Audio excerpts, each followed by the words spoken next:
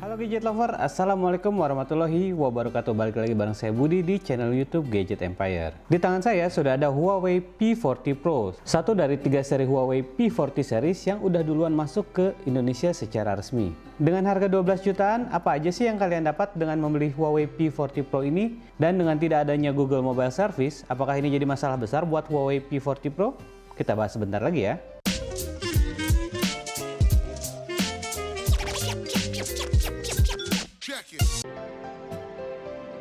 Kalau ngomongin desain, Huawei P40 Pro ini punya desain body yang enak banget, ukurannya pas, dan lengkungan 3D bodinya ini bikin dia nyaman digenggam dan gak licin seperti seri-seri sebelumnya. Bagian bezelnya tidak terlalu tipis dan distribusi beratnya cukup merata. Bagian depannya punya layar yang melengkung, membentuk waterfall di keempat sisinya yang membuat layarnya terlihat full. Feel saat swipe layarnya terasa maksimal dan tidak terganggu oleh bezel samping ataupun atas dan bawahnya. Jadi saat kita gunakan swipe gesture untuk perintah home, back atau recent app, feel-nya terasa smooth dibandingkan smartphone flagship lainnya. Tombol lock dan volume gampang diraih, dan di bagian atas, penempatan infrared blaster dan mikrofonnya pas. Di bagian bawah, speaker grill, mikrofon, dan USB Type-C-nya ditempatkan secara presisi. Dalam paket pembelian, kita juga sudah mendapatkan hands-free dengan konektor USB Type-C. Karena sudah tidak terdapat audio jack, SIM card slot ditempatkan di bagian bawah juga. Slot SIM card-nya mendukung dual slot SIM dengan ukuran nano SIM. Dual slot SIM card-nya ini juga bisa digunakan untuk menambahkan external memory menggunakan nano SD card. Huawei P40 Pro ini sudah dilindungi dengan sertifikasi IP68 water dan dust resistant. Meski buat saya Huawei P40 Pro ini punya desain body dan layar yang hampir sempurna, sayangnya bagian punch hole untuk kamera selfie-nya punya ukuran yang terlihat lebih besar dibanding smartphone flagship lainnya. Buat saya, Huawei P40 Pro ini adalah salah satu smartphone yang punya looks dan feel terbaik di kelasnya.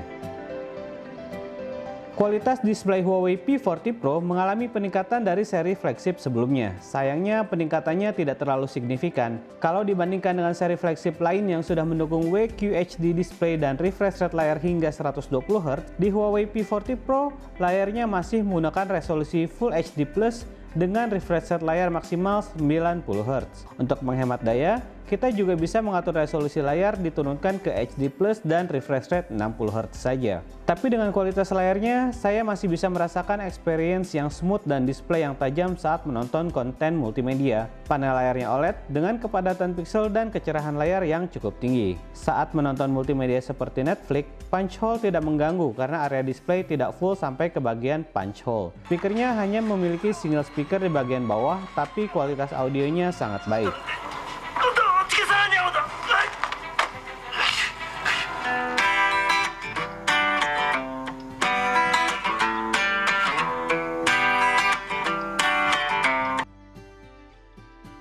Fitur unggulan seri P di Huawei ada di kameranya. Kamera utamanya 50 megapiksel dengan menggunakan sensor RYYB. Ukuran sensornya jadi yang paling besar saat ini dengan ukuran 1/2.8 inch. Hasil fotonya nggak perlu diragukan lagi. Warna dari gambar-gambar yang dihasilkan benar-benar cerah dan memiliki dynamic range yang bagus banget. Detailnya bagus dan hasil foto sangat tajam. Bahkan dengan kameranya, kita bisa capture foto bokeh seperti ini meski dalam mode auto, jadi tanpa bantuan software sekalipun.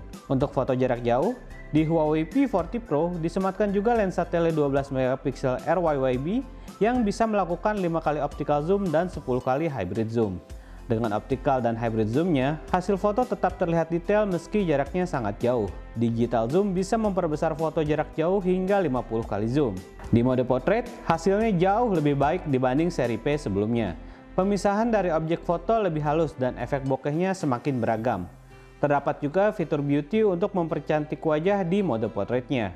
Dengan sensor RYYB-nya, low light fotografi jadi andalan di Huawei P40 Pro ini. Pengambilan foto saat malam sangat detail, bahkan di kondisi tanpa cahaya sekalipun. Foto-foto langit malam hasilnya juga sangat bagus dan detail. Begitu juga dengan lensa ultrawide 40 megapiksel yang disematkan di Huawei P40 Pro ini. Hasil foto dengan wide lens-nya bagus banget. Hampir tidak ada distorsi di bagian ujung-ujung gambar yang dihasilkan. Buat gadget lover yang suka foto-foto landscape pemandangan, Huawei P40 Pro adalah pilihan yang pas untuk smartphone fotografi. Di bagian depan, kamera selfie 32 megapikselnya bisa capture foto selfie yang bagus di berbagai kondisi pencahayaan. Detail warna sangat bagus dengan skin tone yang terlihat natural.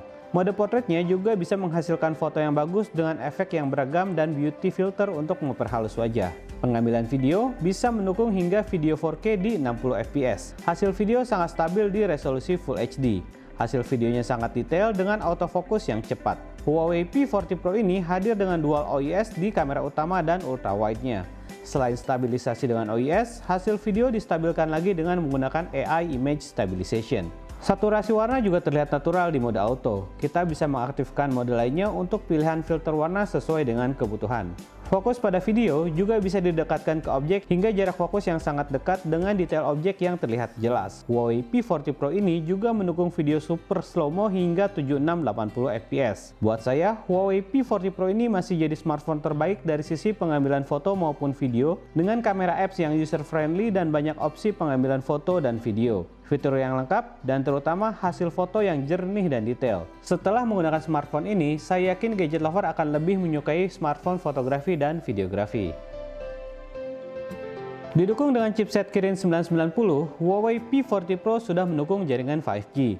Dengan arsitektur 7 nanometer, SoC ini selain powerful juga irit daya. SoC-nya menggunakan quad-core prosesor dengan kecepatan hingga 2,86 GHz dan GPU Mali G76 MP16. Performa dari smartphone ini sangat smooth, slide homepage, swipe gesture, multitasking gak pernah kerasa selancar ini. Proses membuka aplikasi dan game juga cepat dengan dukungan 8GB RAM dan 256GB storage. Proses unlock dengan in-display fingerprint dan face unlock-nya cepet banget. Face unlock-nya ini juga bisa digunakan di kondisi low light karena dia memiliki infrared low light sensor. Main game berat seperti Fortnite sangat lancar dimainkan dengan minim frame drop yang mengganggu. Main PUBG Mobile mendukung grafis HDR dengan frame rate ultra. Touch sensing saat bermain game presisi dan cukup sensitif.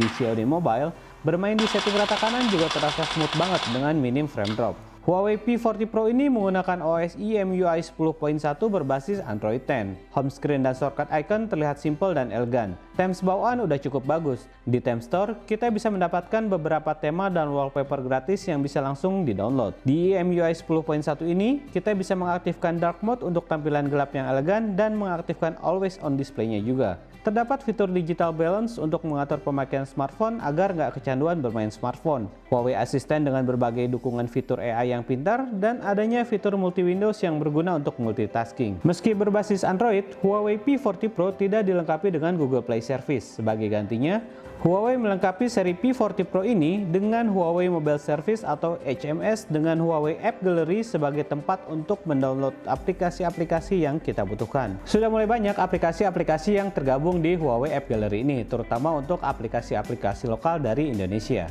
Tapi beberapa aplikasi utama yang saya gunakan memang belum ada di App Gallery seperti Instagram, WhatsApp, dan Facebook. Sebagai pengganti Google Maps yang sering saya pakai, di App Gallery tersedia aplikasi Here We Go dengan akurasi peta dan navigasi yang juga bagus. Untuk email, Gmail bisa dibuka dengan menggunakan aplikasi email bawaan, dan nonton YouTube bisa dilakukan via browser. Meski beberapa fitur di YouTube Apps tidak bisa kita lakukan di YouTube browser. Untuk aplikasi lain yang tidak tersedia di App Gallery, kita bisa download third-party apps penyedia aplikasi seperti APK Pure atau sejenisnya. Tapi pastiin untuk selalu cek update aplikasi-aplikasi yang kita install ya, karena harus dilakukan manual update. Dan beberapa aplikasi walaupun tersedia dan bisa diinstal melalui APK Pure, tapi tidak akan berjalan tanpa dukungan Google Play Service.